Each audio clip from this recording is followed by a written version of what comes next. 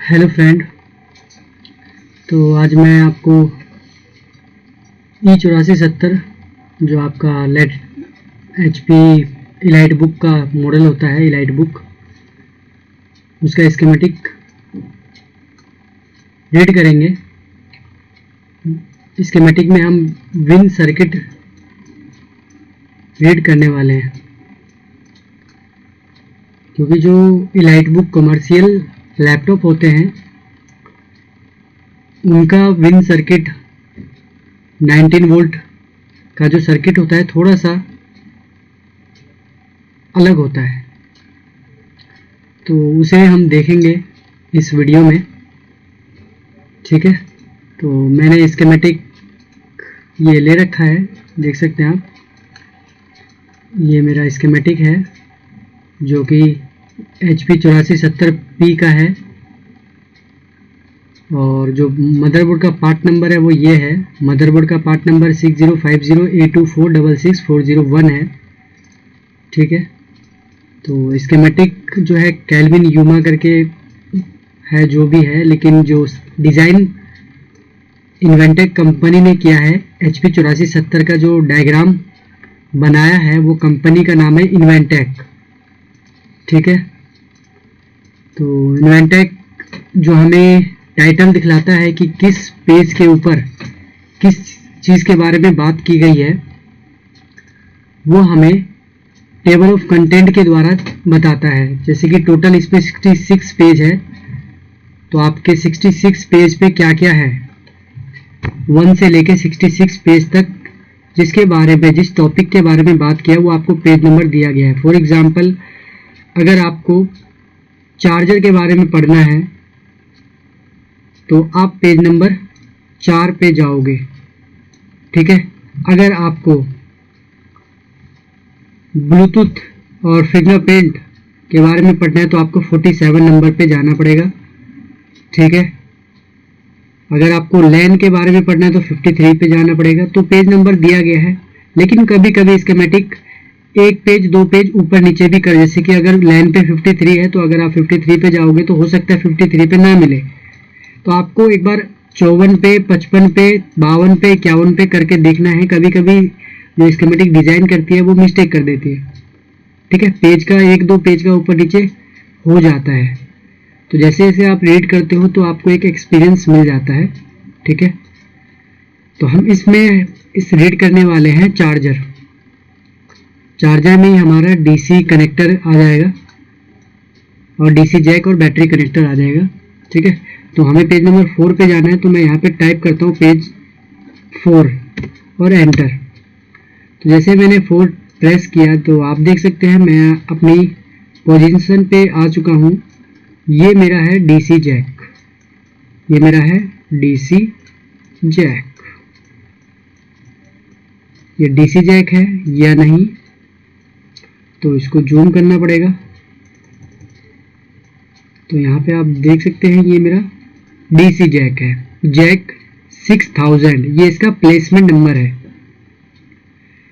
तो टोटल जो DC Jack में जो पिने हैं वो 5 पिने हैं, ये स्कीमेटिक ने ऐसे ही दे रखा है। ठीक है, टोटल हमारा 5 पिन है, जिसमें से 2 पिन हमारा पॉजिटिव है और 2 पिन नेगेटिव है, और एक बीच वाला पिन हमारा ID है।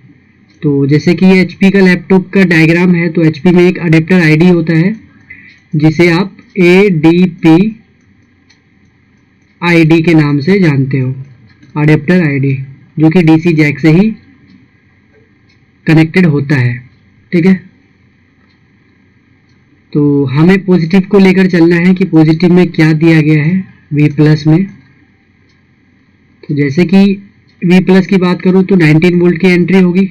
19 वोल्ट की एंट्री इसमें कैसे दिया गया है, कैसे हमें रीड करना चाहिए। अगर आपके बोर्ड में 19 वोल्ट नहीं बन रहा है तो आपको कहाँ DC जैक से CLR तक कैसे पहुंचना है। बीच में दो मॉसफेट आते हैं, आपको पता है डीसी जैक से लेके CLR के बीच में दो मॉसफेट आते हैं, जो आपका एक ए मॉसफेट होता है, एक बी मॉसफेट होता है, ठीक है, first MOSFET and second MOSFET, उसके बाद आपका CLR आता है। तो जब तक डीसी जैक से 19 वोल्ट एंट्री नहीं होगा बाहर, फिर वो पहले फर्स्ट मॉसफेट में जाएगा, फिर सेकंड मॉसफेट में जाएगा, देन CLR पे। डायरेक्ट तो नहीं जाने वाला, क्योंकि बीच में मॉसफेट आते हैं, तो मॉसफेट का स्विचिंग मतलब स्विच होना जरूरी है मॉसफेट को। तो मॉसफेट स्विच कैसे होता है वो हम इस वीडियो में देख रहे हैं। तो जैसे 19 वोल्ट आपने एंट्री की है तो ये ऐसे जाएगा, और यहाँ पे ये जो डायोड देख सकते हैं ये प्रोटेक्शन डायोड है, जो कि ये वोल्टेज को नीचे पास नहीं करेगा और ना ही ये ग्राउंड ऊपर पास करने वाला है, ठीक है। तो ओनली प्रोटेक्शन पर्पज के लिए डायोड लगाया गया है। आपका जो 19 वोल्ट है वो एंट्री करेगा, और यहाँ पे देख सकते हैं L6015 आपको एक कॉइल मिलेगा जो कि प्रोटेक्शन के लिए ही है, ठीक है। ये इस तरह से 19 वोल्ट की एंट्री होगी, और जो स्कीमेटिक ने डिजाइन 19 वोल्ट का एक बर्थ क्रिएट किया है जो पीवी अडेप्टर है। ध्यान देना, जैसे ही ये 19 वोल्ट आया है, स्कीमेटिक ने एक नाम दे दिया 19 वोल्ट को पीवी अडेप्टर, ठीक है। कॉइल के बाद पीवी अडेप्टर 19 वोल्ट का नाम बन चुका है। फिर ये 19 वोल्ट आगे की तरफ जाएगा। आगे की तरफ जाने के बाद आप देख सकते हैं ये जो डायोड, ये जो मॉसफेट है मेरा, इसके अंदर का डायोड का डायरेक्शन देख सकते हैं। ये 19 वोल्ट ऐसे जाएगा, ऐसे जाके ये मॉसफेट इस डायोड इसको रोक देगा, क्योंकि ये कैथोड की साइड में है, ठीक है, रिवर्स में है ये, तो रिवर्स में डायोड वोल्टेज को पास नहीं करता, तो ये वोल्टेज को ब्लॉक कर देगा। अब ये 19 वोल्ट मेरा यहाँ से यहाँ ट्रेवल कब करेगा, जब ये मॉसफेट स्विच होगा। अब इस मॉसफेट को स्विच होने के लिए इसका गेट ऑन होना चाहिए अकॉर्डिंग टू चैनल। तो ये मेरा कौन सा चैनल है, ये मेरा P चैनल है, ये मेरा P चैनल है। तो P चैनल को स्विच होने के लिए इनपुट से लो वोल्टेज की रिक्वायरमेंट होती है, ठीक है। तो लो वोल्टेज की रिक्वायरमेंट यहाँ पे कैसे आएगी, तो आप जैसे गेट को लेके अगर आप आगे चलोगे तो आप देख सकते हो यहाँ पे ये ज्वाइंटिंग पॉइंट है जो R1 और R2 को कनेक्टेड करता है ये। तो जैसे R1 R2 कनेक्टेड हो गया तो एक तरह का ये वोल्टेज डिवाइडर क्रिएट होता है। लेकिन ये वोल्टेज डिवाइडर क्रिएट कब होगा, जब इस R2 को ग्राउंड मिलेगा। लेकिन यहाँ पे ऐसा कोई ग्राउंड अभी है नहीं, क्योंकि ये जो R1 है, R1 के पास यहाँ पे 19 वोल्ट तो अवेलेबल है और ये आपस में कनेक्टेड भी है, बट ये R2 मेरा ग्राउंड नहीं है, जिसकी वजह से मेरा 19 वोल्ट सीधा मेरे गेट पे चला जाएगा। अगर 19 वोल्ट गेट पे गया तो ये मॉसफेट बंद हो जाएगा। तो इसके लिए मेरा यहाँ पे ग्राउंड होना जरूरी है। यहाँ पे ग्राउंड आएगा कैसे, तो आप देख सकते हैं R2 के नीचे ये Q6009 एक जेफेट है, मॉसफेट है। तो मॉसफेट के सोर्स ग्राउंड है, तो इस मॉसफेट को स्विच होना जरूरी है। जब ये मॉसफेट स्विच हो जाएगा, ये ग्राउंड ड्रेन पे चला जाएगा और R2 को ग्राउंड अवेलेबल हो जाएगा, मिल जाएगा। तो ये मॉसफेट स्विच कब होगा, अब ये मॉसफेट स्विच होगा तभी ग्राउंड ऊपर शिफ्ट होने वाला है, और शिफ्ट होने के बाद यहाँ पे ये मॉसफेट स्विच होगा, तब ये 19 volt source to drain travel करेगा। इसके लिए अब मेरा पहले इसके गेट पे वोल्टेज बनने से पहले ये मॉसफेट ऑन होना जरूरी है, इसलिए इसके गेट पे वोल्टेज बनेगा, क्योंकि ये N चैनल है और N चैनल को स्विच कराने के लिए हाई वोल्टेज की रिक्वायरमेंट होती है।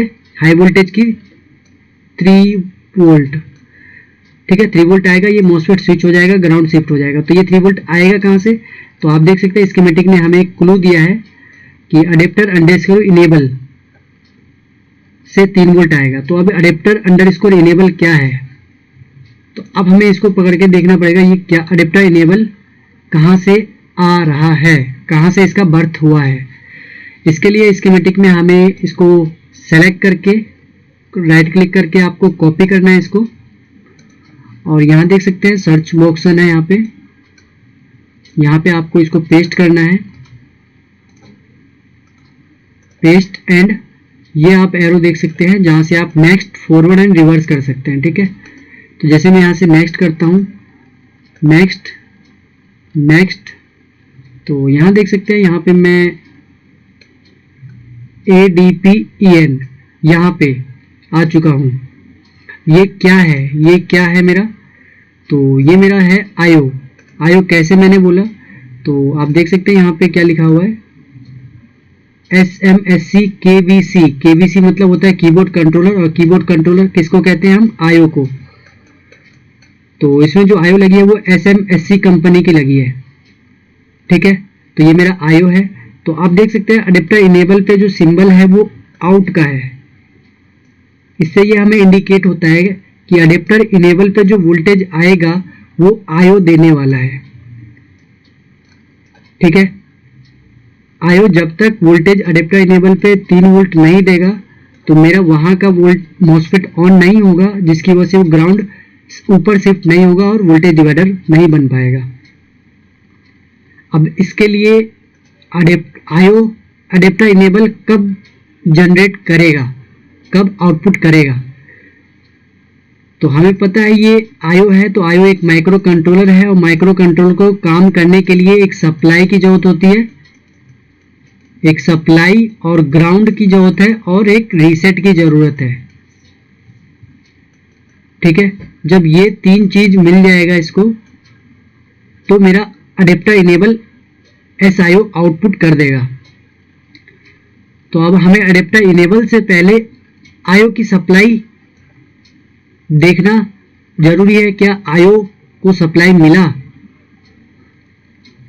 तो आपको पता है कि 19 वोल्ट मेरे DC जैक से निकला था, सिर्फ फर्स्ट मॉसफेट को भी इस 19 वोल्ट ने पार नहीं किया, स्विच नहीं किया। उससे पहले ही मेरा IO को वेकअप होना जरूरी है, IO को सप्लाई मिलना जरूरी है, क्योंकि जब तक IO को सप्लाई नहीं मिलेगा, ग्राउंड नहीं मिलेगा और रीसेट नहीं मिलेगा, अडेप्टर इनेबल जनरेट नहीं होगा। अडेप्टर इनेबल अगर जनरेट नहीं हुआ तो मेरा जो मॉसफेट था छोटा वाला वो स्विच नहीं होगा, जिसकी वजह से वोल्टेज डिवाइडर नहीं बनेगा, और मेरा 19 वोल्ट का फर्स्ट मॉसफेट ऑन नहीं होने के कारण 19 वोल्ट ट्रेवल इधर नहीं हो पाएगा, ठीक है। हम 19 वोल्ट को सिर्फ स्विच कराने की कोशिश कर रहे हैं। फिर हमने जैसे उसके पीछे गए तो हमें एक छोटा सा मॉसफेट मिला जो 3 लैग का था। तो हमने जब उसके गेट को देखा तो गेट कनेक्टेड था मेरे SIO से, और SIO आउटपुट करेगा वो वोल्टेज, तो ही मेरा मॉसफेट ऑन होगा। तो SIO आउटपुट ऑटोमेटिक नहीं करने वाला है जब तक उसको सप्लाई ग्राउंड रीसेट नहीं मिलेगा, ठीक है। तो इसमें कहने वाली बात यह है कि जब 19 वोल्ट मेरे बोर्ड में अभी पूरी तरह से बना ही नहीं, पूरी तरह से नहीं बना, तो मेरा IO कैसे सप्लाई अपने पास लेता है, किससे लेता है, ठीक है। तो पहले हम इसको सप्लाई को देखेंगे कि इसको जो सप्लाई मिल रही है वो कहाँ से मिल रही है। तो ये सप्लाई वाली पिनें हैं, ये सारी की सारी सप्लाई वाली पिनें हैं जो आपकी ये सप्लाई, ये वाली है मेरी सप्लाई वाली पिनी है सारे ये, ठीक है। तो ये देख सकते हैं आप, ये तीनों कनेक्टेड है मेरे 3 वोल्ट 3.3 AL ऑलवेज वोल्टेज। तो 3.3 ऑलवेज वोल्टेज मेरा स्टेप डाउन जनरेट करता है, स्टेप डाउन, ठीक है, स्टेप डाउन। अब स्टेप डाउन ये वोल्टेज जनरेट करता है 3.3 वोल्टेज। तो स्टेप डाउन से ये वोल्टेज यहाँ पे आएगा, IO को सप्लाई देगा, ठीक है। तो इसके लिए मेरा स्टेप डाउन को एक्टिव होना जरूरी है, क्योंकि जब तक स्टेप डाउन एक्टिव नहीं होगा IO को सप्लाई नहीं मिलेगी, IO अडेप्टर इनेबल नहीं निकालेगा, और मेरा 19 वोल्ट के नीचे जो 3 लैग का मॉसफेट था वो ऑन नहीं हो पाएगा, और मेरा फर्स्ट मॉसफेट स्विच नहीं हो पाएगा, जिसकी वजह से 19 वोल्ट मेरा फर्स्ट मॉसफेट को पार नहीं कर सकता। तो इस कॉमर्शियल सीरीज में ऐसे ही 19 वोल्ट को क्रिएट किया जाता है, मतलब 19 वोल्ट बनने से पहले 19 वोल्ट बनता कहाँ, हम कब कहते हैं कि 19 वोल्ट बन चुका है, जब 19 वोल्ट CLR पे पहुंच जाता है। तो CLR पे तो 19 वोल्ट नहीं पहुंचा अभी। तो कॉमर्शियल बोर्ड में लाइट बुक ज़्यादातर HP में क्या होता है, आपका 90 HP में ही लगभग होता है, जो कि 19 वोल्ट बनने से पहले ही आपका स्टेप डाउन का वोल्टेज बन जाता है। स्टेप डाउन का वोल्टेज आप कह सकते हो LDO वोल्टेज, जो कि 19 वोल्ट बनने से पहले ही बोर्ड में अवेलेबल हो जाता है। क्योंकि अगर LDA 3.3 ऑलवेज वोल्टेज यहाँ पे नहीं आएगा तो सप्लाई नहीं मिलेगी, है ना, जिसकी वजह से IO आउटपुट नहीं कर सकता है अडेप्टर इनेबल, है ना। तो इसीलिए स्टेप डाउन। अब इसमें ये समझना है कि स्टेप डाउन को 19 वोल्ट कहाँ से मिल गया, क्योंकि जब तक स्टेप डाउन को 19 वोल्ट नहीं मिलेगा हमारे बोर्ड में एलडीओ जनरेट नहीं हो सकता। तो मैंने आपको दिखलाया था कि जैसे ही यहाँ पे आपका डीसी जैक था, डीसी जैक से जो वोल्टेज निकला था, एक कॉइल आया था बीच में, पहले कॉइल के बाद एक नाम बना था पीवी अडेप्टर, यही नाम बना था पीवी अडेप्टर। यही वोल्टेज पीवी अडेप्टर पे जो वोल्टेज था, ये वोल्टेज मेरे स्टेप डाउन के आईसी में एंट्री हो जाता है और स्टेप डाउन एक्टिव हो जाता है और एलडीओ वोल्टेज जनरेट कर देता है। ठीक है, तो मेरा पीवी अडेप्टर से ही स्टेप डाउन में मतलब 19 वोल्ट डीसी जैक से निकलते ही डिस्ट्रीब्यूट हो चुका है स्टेप डाउन सर्किट में, जिसकी वजह से स्टेप डाउन एलडीओ जनरेट कर देता है, आयो को सप्लाई दे देता है और ग्राउंड आयो को मिल जाता है, आयो को ग्राउंड मिल जाता है, जो कि ये ग्राउंड है इसकी VSS। और एक रीसेट पिन होती है जो कि आयो को रीसेट भी जरूरी है। ठीक है, तो इसमें रीसेट इसका तो मैं दिखाऊं, इसमें रीसेट कहाँ पे है इसका, ईसी रीसेट नाम सुना होगा आपने, ईसी रीसेट करके होता है। तो एसएमएससी है, तो एसएमएससी का नाम ईसी रीसेट में ये देख सकते हैं, ये है हमारा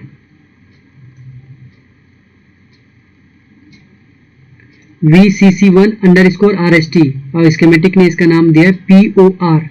तो जहाँ पे POR लिखा होगा वो भी इसी रीसेट ही होता है। तो ये जो SMSC का आयो लगा होगा उसमें आपको लगभग POR करके मिलेगा, POR एज वेल इसी रीसेट ही है। ठीक है, तो जब ये दो रिक्वायरमेंट आयो को मिल जाती है तो आयो क्या करता है, हमारा अडेप्टर इनेबल जनरेट कर देता है 3 वोल्ट। यही अडेप्टर इनेबल आपके, तो देख सकते हैं अडेप्टर इनेबल पे जो वोल्टेज आता है कितना आता है, 3 वोल्टेज। अडेप्टर इनेबल पे 3 वोल्टेज होगा। ठीक है, तो ये 3 वोल्ट हमारे अडेप्टर इनेबल पे रहेगा, जो कि आयो इस अडेप्टर इनेबल को लो हाई लॉजिक पे रखेगा, तभी वोल्टेज ये यहाँ से इधर शिफ्ट हो पाएगा। नहीं तो अगर आयो ने इसको लो कर दिया तो ये वोल्टेज इधर ही रह सकता है, इधर नहीं आ पाएगा। तो इसीलिए आयो को वेकअप करना जरूरी है, रीसेट करना जरूरी है, जिसकी वजह से वो इस अडेप्टर इनेबल को हाई लॉजिक पे रखेगा, ये वोल्टेज इस तरह शिफ्ट हो जाएगा। ठीक है, तो फिर यही अडेप्टर इनेबल आपके इस मॉसफेट के यहाँ पे आ जाता है 3 वोल्ट। ठीक है, तो यहाँ पे इसको मैं बार छोटा करता हूँ, बड़ा करता हूँ, जैसे कि मैं यहाँ पे क्या था मेरा SIO से मेरा ये अडेप्टर इनेबल कनेक्टेड था। ठीक है, अडेप्टर इनेबल पे क्या है, मेरा एक पुल अप वोल्टेज था जो अभी दिखलाया है मैंने आपको, 3 वोल्टेज AL। ठीक है, तो SIO को वेकअप सप्लाई क्या मिल रहा था, 3 VAL, 3 वोल्टेज ऑलवेज वाला जो इनपुट मिल रहा था, और एक ग्राउंड और एक रीसेट जो कि POR के नाम से था, ये भी अप्रोक्स 3 वोल्ट होता है। तो ये 3 वोल्ट कहाँ से मिला इसको, तो ये आपका मिला स्टेप डाउन से, स्टेप डाउन से ये वोल्टेज इसको एंट्री जाता है, यही वोल्टेज आपका यहाँ पे भी चला जाता है। तो इसको स्टेप डाउन को जो वोल्टेज मिला 19 वोल्ट वो कहाँ से मिला, तो आप देख सकते हैं ये जो इसको मिला ये पीवी अडेप्टर से इस स्टेप डाउन को 19 वोल्ट मिल जाता है, जिसकी वजह से ये पूरा सर्किट काम में आता है। ठीक है, तो आप देख सकते हैं 19 वोल्ट बनने से पहले मेरे बोर्ड में स्टेप डाउन बन चुका, आयो वेकअप हो चुका है। ठीक है, तो जैसे ही ये 3 वोल्ट आएगा ये मॉसफेट ऑन हो जाएगा, फिर यहाँ पे वोल्टेज बन जाएगा। वोल्टेज कितना बनेगा, तो आप इसको कैलकुलेट करोगे तो आपको वोल्टेज मिल जाएगा। तो वोल्टेज जो बनेगा यहाँ पे अगर मैं दिखलाऊं CALC, सॉरी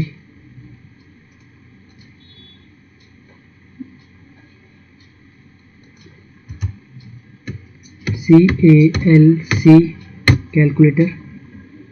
तो यहाँ का इनपुट वोल्टेज है 19 इंटू R2 मेरा 100 is equal two divided by 100 and 220 320 5.9, तो समथिंग 5-6 वोल्ट आपको इस मॉसफेट के गेट पे मिलेगा, जिसकी वजह से 19 वोल्ट स्विच हो जाएगा। स्विच होने के बाद तो स्विच जैसे ही ये 19 वोल्ट इधर होगा, ये इधर भी जाएगा और यहाँ पे एक नाम स्कीमेटिक ने दिया है VADPL। यहाँ इसका मतलब भी ये क्या है 19 वोल्ट। क्यों 19 वोल्ट है? क्योंकि इसी मॉसफेट से कनेक्टेड है ना। जहाँ जहाँ पे ये आपको नाम मिलेगा स्कीमेटिक में, आपको क्या समझना है, वो 19 वोल्ट ही है। और ये आपको पहला मॉसफेट मिला है, दूसरा मॉसफेट आपको यहाँ पे नहीं है, तो इसके लिए आपको नीचे आना पड़ेगा। और नीचे जैसे ही आप आते हो, आपको यहाँ में मिलता है ये दूसरा वाला मॉसफेट, जो आपका विन सर्किट का सेकंड मॉसफेट होता है। ठीक है, तो आप ध्यान दे सकते हैं, मैंने आपको बताया था कि जो विन सर्किट में दो मॉसफेट होते हैं, उनके डायोड का डायरेक्शन अलग अलग होता है। तो आपने जैसे देखा था, यहाँ का डायोड का डायरेक्शन क्या था, वोल्टेज को ब्लॉक कर रहा था। अब दूसरा जो डायोड मिलने वाला है, वो ब्लॉक नहीं करेगा, पास कर देगा वोल्टेज को, लीकेज के साथ करेगा लेकिन पास कर देगा। ठीक है, लेकिन गेट इसके साथ भी कनेक्टेड होता है, तो अगर आपको लीक नहीं कराना तो गेट तो मिलना ही है, क्योंकि बैटरी चार्जिंग जब भी होती है जब सारे gate according to schematic, according to circuit होता है। ठीक है, तो ये वाला मॉसफेट था, ये वाला मॉसफेट स्विच हो जाएगा। इधर से मॉसफेट इधर स्विच होगा।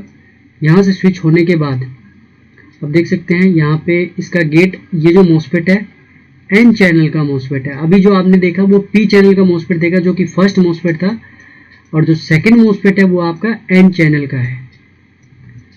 तो एन चैनल का मॉसफेट को स्विच होने के लिए हाई वोल्टेज की रिक्वायरमेंट होती है, जो कि इसके गेट पे 25 वोल्टेज समथिंग मिलता है। ठीक है, ये 25 वोल्टेज आपको चार्जिंग आईसी से मिलेगा। अगर मैं आपको इसका गेट दिखलाऊं, जैसे ये इसका गेट है, गेट को अगर मैं देखूं तो बीच में आपको 4 किलो का रजिस्टर मिलता है। लगभग सभी बोर्ड में 4 किलो का ही होता है। ये आपका कनेक्टेड होता है चार्जिंग आईसी से, जो कि एसी ड्राइव से कनेक्टेड होता है, एन चैनल का मॉसफेट। ठीक है, तो इसको स्विच कराएगा हमारा चार्जिंग आईसी। अगर चार्जिंग आईसी की रिक्वायरमेंट फुलफिल नहीं है तो ये एसी ड्राइव नहीं निकलेगा, जिसकी वजह से ये मॉसफेट स्विच नहीं हो पाएगा। अगर मॉसफेट स्विच नहीं हुआ तो आपका लैपटॉप तो ऑन में भी हो जाएगा, लेकिन आपकी बैटरी चार्जिंग नहीं होगी, क्योंकि बैटरी चार्जिंग में कंपलसरी है ये मॉसफेट स्विच होना। मतलब यहाँ अगर 19 वोल्ट है तो यहाँ 19 वोल्ट होना चाहिए, क्योंकि 19 वोल्ट ही यहाँ पे मेन नहीं होता। इनके 19 वोल्ट के साथ जो करंट होता है वो करंट भी ओके होना चाहिए। तो गेट को स्विच होना ज़रूरी है बैटरी चार्जिंग के केस में। और उसके लिए एसी ड्राइव मेरी चार्जिंग आईसी है। ठीक है, चार्जिंग आईसी काम करेगी। और उसके बाद सेकंड मॉसफेट के बाद आप देख सकते हैं, ये ऊपर जो सेकंड मॉसफेट के बाद ये मॉसफेट है, ये मेरा डिस्चार्जिंग मॉसफेट है। ये डिस्चार्जिंग मॉसफेट क्यों है? डिस्चार्जिंग मॉसफेट तो सीएलआर के बाद होता है ना। तो कोई बात नहीं, ये सीएलआर के बाद ही है समझो, क्योंकि सीएलआर एक तरह का 0 ओम का रजिस्टर होता है। तो इसने इसलिए सेकंड मॉसफेट के बाद ही इसका सोर्स कनेक्टेड कर दिया। आप देख सकते हैं, मैंने आपको बताया था कि जो डिस्चार्जिंग मॉसफेट होगा उसके अंदर का जो डायोड का डायरेक्शन होता है वो ब्लॉक में होता है सीएलआर के। तो ये ब्लॉक में ही है। ठीक है, और जो डिस्चार्जिंग का दूसरे वाला साइड होता है वो बैटरी कनेक्टर से कनेक्ट होता है। तो ये जो पीवी बैक है, पीवी बैक, ये आपका बैटरी कनेक्टर के पॉजिटिव का नाम है। ठीक है, तो ये हमारा डिस्चार्जिंग मॉसफेट है। और उसके बाद आपका सेकंड मॉसफेट के बाद तो पहले सीएलआर आएगा, जो कि ये हमारा सीएलआर है। सीएलआर की कनेक्टिविटी आपकी चार्जिंग आईसी से होनी चाहिए, दोनों लेग, जो कि करंट का इंफॉर्मेशन इस चार्जिंग आईसी को इस सीएलआर के द्वारा मिलता है। फिर सीएलआर का जो नाम है स्कीमेटिक ने क्या दिया है, पीवी बैट, ये आपका सीएलआर का नाम है। जहाँ जहाँ पे आपको पीवी बैट मिलेगा वो आपका 19 वोल्ट होगा, जो कनेक्टेड होगा सीएलआर से। ठीक है, और ये जो पीवी बैक है ये कनेक्टेड है आपके बैटरी से। ठीक है, तो स्कीमेटिक क्या करता है, ये आपको क्लू देता है कि आपको कैसे किसी सर्किट पे जाना है। जैसे अभी हम अडेप्टर इनेबल को लेके कैसे गए थे आईओ पे, उसी तरह पीवी बैक को आप जब ट्रेस करोगे बैक, तो आपको बैटरी कनेक्टर पे पहुंचाएगा। जहाँ जहाँ पीवी बैट जाएगा वो 19 वोल्ट है। ठीक है। तो ये था हमारा 19 वोल्ट का सर्किट इलाइट बुक लैपटॉप में, इलाइट बुक के डायग्राम में। ओनली मैंने आपको सिर्फ फर्स्ट और सेकंड मोसफेट CLR तक दिखलाया है, उससे आगे कुछ खास नहीं है। जो ऐसे मैंने आपको दिखलाया था सेम वही है। ये चार्जिंग IC है और मेन मोसफेट सपोर्टिंग मोसफेट को कंट्रोल करने वाली हमारी चार्जिंग IC होती है, वही है। ये हमारा बैटरी का कॉइल और ये हमारा बैटरी का CLR। और अभी मैंने बोलता आपको PV बैक हमारा बैटरी से होता है, जो कि बैटरी CLR से कनेक्ट होता है, अडेप्टर के बैटरी के CLR से। तो देख सकते यही PV बैक आपके यहाँ पे जा रहा था, है ना, PV बैक, ठीक है। तो ये था कुछ। फिर नेक्स्ट इसी का हम नेक्स्ट देखेंगे, ये चार्जिंग IC कैसे वर्क करती है, ठीक है।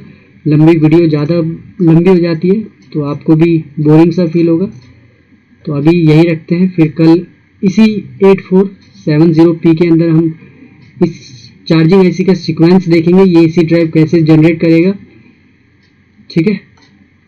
तो आज के लिए इतना, ओके, थैंक यू।